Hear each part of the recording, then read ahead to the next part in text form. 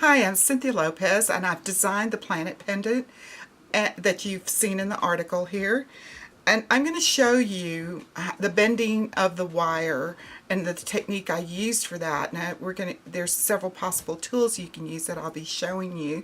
But one of the things I want to show you is I picked up this copper wire. It's about a 12 gauge at Home Depot for 21 cents a foot.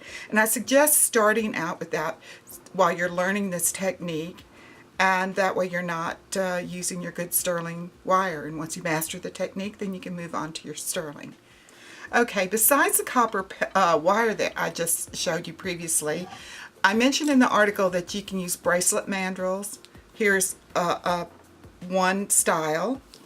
And I'm going to pick up another style and show you. Here's a ring mandrel. Depending on the size of your stone is where you would begin wrapping your wire. Here's another one. So we've got this one right here. And then making the, bending the wire for the bail, I like to use Wubbers because they're strong and they have the perfect shape. Here's an oval for the bail.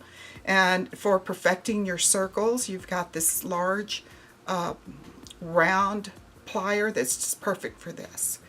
I'll use a chasing hammer, of course a bench block, and if there's anything else I decide to use, I'll show you as we go along.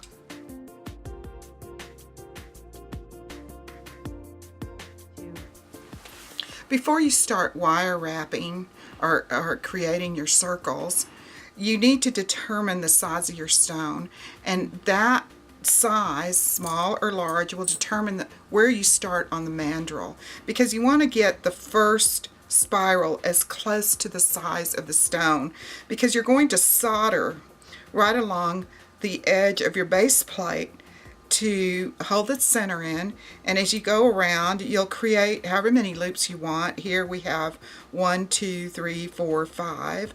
On the small one we have 1, 2, 3, 4, well 5 as well, it just looks like more.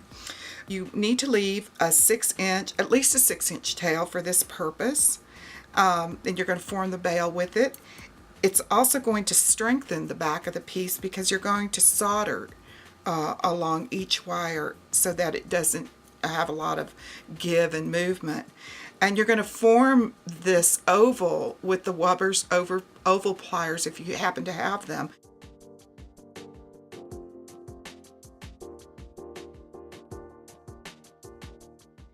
So you determine on your mandrel the size, about the size of your stone. You would it doesn't have to be exact. And you start bending your wire around, and it might take a little bit of an effort at first, and you just bend, and you want the wire to spiral larger and larger, and you'll see as you compress it for the spirals that it's going to be the spirals will lay side by side, and you want to get about 5 or 6 rows in there. I mean, I meant to tell you that I started out with about 30 inches of wire, and that leaves you with about a 6-inch tail to form the bail and solder along the back. So I've got 1, 2, 3, 4. I'm going to go around one more time and stop right there. Slide this off, and you've got your spiral going. I'm going to set this aside. Now I'm going to start. Well, you've got this flat side because that was hard to bend. You can take your Wubbers round nose. I really like these large barrel type pliers, and bend the rest of that to make a nice round and spiral there. So I'm going to set these aside now and start compressing this down. Now this takes a little work with your hands, and you want these spirals tight, because the next thing we're going to do is hammer a texture, and that's going to spread these apart.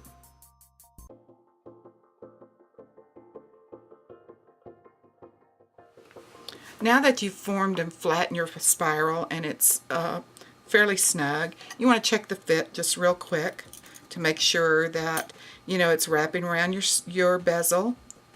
Okay, and then you set that aside, and you're going to hold this down because it's really going to spread when you start hammering and putting a texture on your wire.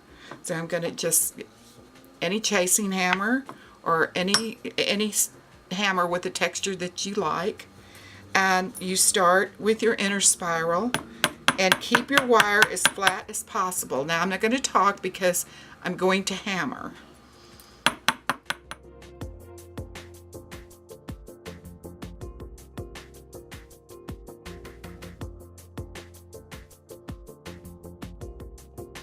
I've almost completed texturing the spirals. As you can see, look how nice that is coming out. Can you see that? Now I'm going to proceed hammering all along down the tail because I'm going to be using this and I want it to have the same texture as the spirals have. So I'm going to continue hammering for a while until I work my way down the tail.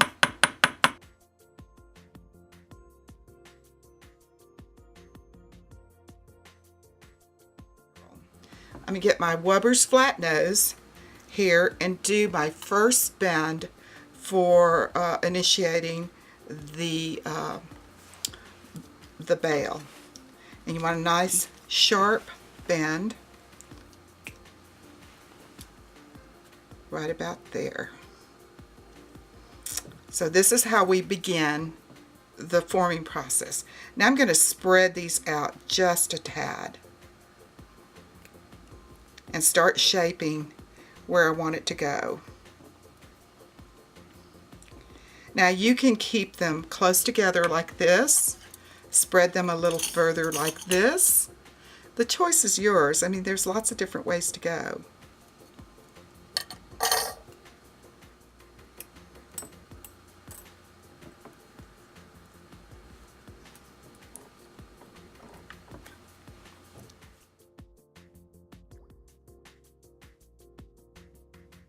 We're going to start forming the bail now, and I'm going to use these wonderful oval shaped bail forming pliers, Wubbers pliers, that are just great for this. They have a nice oval shape. And I'm going to use the smaller one that I'm going to bend against, as you can see right there how I'm going to do this. I'm going to now go place them right at the bend, that 90-degree bend I made. And I'm just going to push with my thumbs, holding the pliers very steady, and bring them down, and even and flat. And so I've started the formation. Now before I go any further, I'm going to bend it towards me to give it a little bend there. I guess you can see that.